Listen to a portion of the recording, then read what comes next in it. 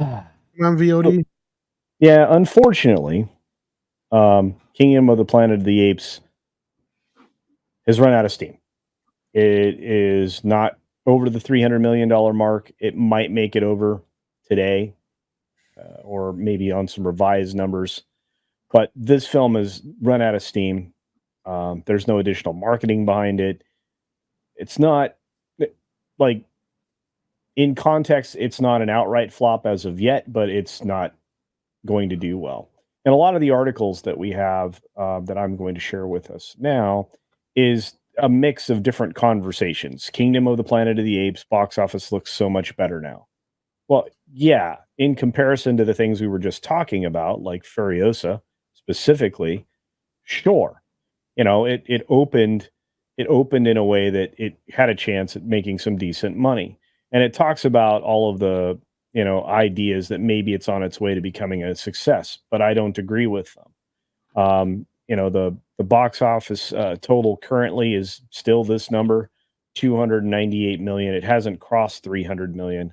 And it is stalling out in the states, and it's stalling out in international releases. And just for context, the released production budget's 160 million. It's probably much more than this. This also doesn't include marketing. So you're looking at something that needs to make around 500 million to break even, somewhere between 480 and 500 million. And I don't think it's going to be profitable. I think it's very much headed towards flop. And again, it was inspired by a conversation that was being had on Twitter. A writer from the Tonight Show started to engage with people on Twitter.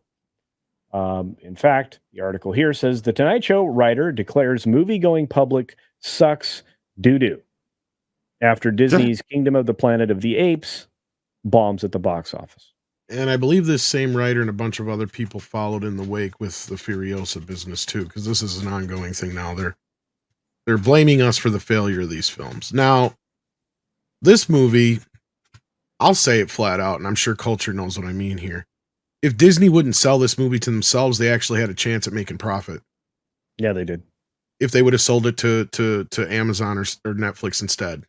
Because they're going to sit here and put it on Disney Plus and just sell it to themselves. And then they'll say they made a profit. Yeah. But it would have been an actual profit had they sold it to another streamer. Yeah. Unfortunately, the budget's too high. They should have tried to cut it down another 30, 40 million somehow, some way. And I think the easiest way of doing that would have been remaking the original instead of doing another retread of what we've kind of already seen already. Well, now remember, Tom, the idea behind this is a 9-film arc. That's stupid. Yeah.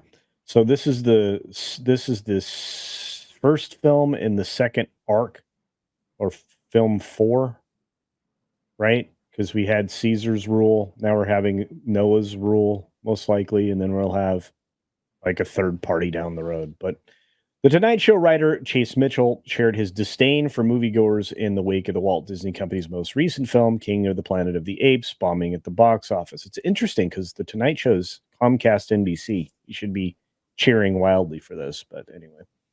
Reacting to a report from Variety declaring that Kingdom of the Planet of the Apes only earned 3.4 million on Friday, down 50% from its 6.8 million the last Friday, Mitchell declared, "I think it's time to accept that a large part of the movie-going public sucks doo-doo." And look, I mean, that's not the thing that you should take away here.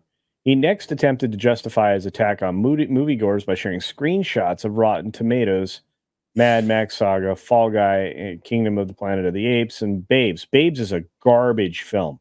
It's got that Ileana Glazer lady that made that terrible Miller Lite commercial. Yeah. Anyway, so this is his thing. But movies suck now. Furiosa. He's talking about these scores. The scores don't mean anything. Morbius has a high score, for God's sake. Yeah. Well, yeah, it was half-ass review bombed, and I'll say the same thing about Fury Road or Furiosa. Either it's being review bombed or just the few people that went to see it, I guess, are reviewing it because, yeah, I mean, at this point, even look, I get it. Like Mr. H, you're like one of the only people I've talked to so far who actually had anything positive to say about the movie. Just about everybody else didn't really care for it all that much. They said the same thing. It's got one good sequence, and then the rest of it's too long and boring. That's what I've heard. And again, I haven't seen the movie, but with Planet of the Apes, we have another problem. It's the same thing we've already seen before. And that's where I said, had they gone and tried to remake the original or done something a little different, it may have brought in some audiences. But here we are. What? These are two movies now in the last 2 weeks, or two big movies we've had, not 2 weeks, but two big movies we've had, where it's been like 7 or 8 years since the last movie. That never used to be such a big deal, but it was a big deal even in the 80s when they would do that, right? Like, there were people who argued that Gremlins 2 and Ghostbusters 2 didn't do as good as the first two films because they were, so far off from the original film, both being 5 and 6 years respectively. Then a lot of people were afraid Terminator 2 was folly because it was the most expensive movie ever made, and it was 7 years from the original film. Now, that's a rare occurrence in Hollywood. You either got to find that perfect sweet spot like Top Gun did, right? Because the proof is with Ghostbusters, it happened on either end of it. They didn't hit the sweet spot with Ghostbusters, but they sure did with Top Gun. And I think Cobra Kai is another example of hitting that sweet spot. You can find the right time, the right place with the right idea with one of these things. Otherwise, you got to bring something new to the table, or people are just aren't going to care anymore. It's far enough along since the last Planet of the Apes. They needed to either reboot completely or just go to the first movie again and bring it back around like they should have in the first place and been teasing since the first Rise of the Planet of the Apes film. We don't need another trilogy about another character who's just like Caesar. We've already seen all this. That was my biggest complaint to the movie. I liked it all right, but I can see why people are just like, meh, on the movie because really, frankly, I can't sit there and point at anything and go, yeah, that was different than the other movies, or that was something new, or that was something fresh, or it was an interesting take on this. I quite like the different factions of apes and how. Yeah, but they already had that kind of in the other movies in a way. I mean, again, it's not totally different, but I mean, you're not wrong. And I mean, there's things I could stick up for in the film too, but I'm not going to try to attempt it because it doesn't matter. At the end of the day, it was a failed experiment. Disney should have got this movie out right away when they bought Fox. I don't know why they didn't.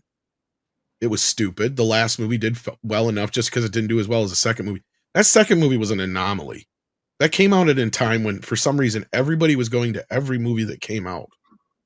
I don't know why. It was just a weird time period where certain movies like that had no problem making $600, $700, $800 million at the box office. And that's the only one that did for some reason. And I can't explain it other than Rise of Planet of the Apes was just that good. But frankly, the whole point of this argument here and the whole thing that this guy's saying, and I told him to go stuff it too, basically by saying, oh, so it's our fault the movie sucks. No, we owe them nothing, right? We don't have to go see crap.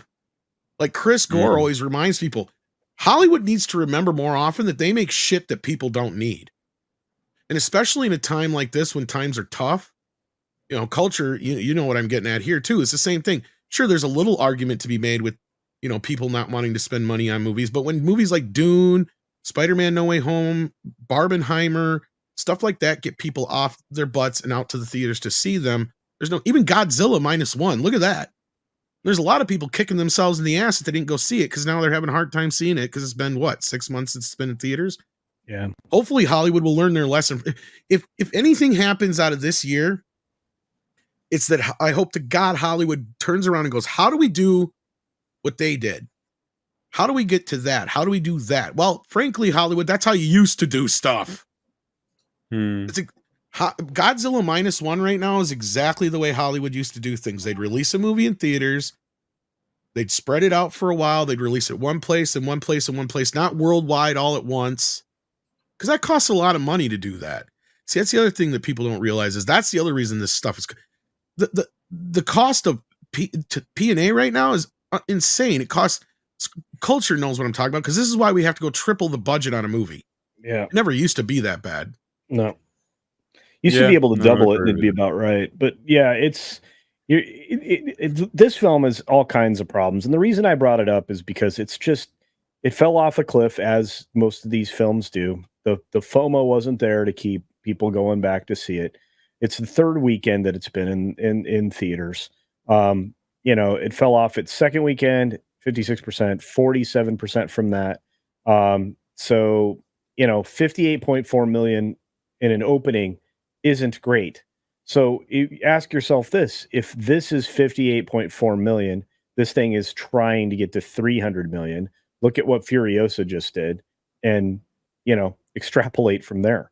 But it's pulling in 13.4 million in this on a holiday weekend here in the States domestically. This thing's done. It's cooked, and I don't see it going.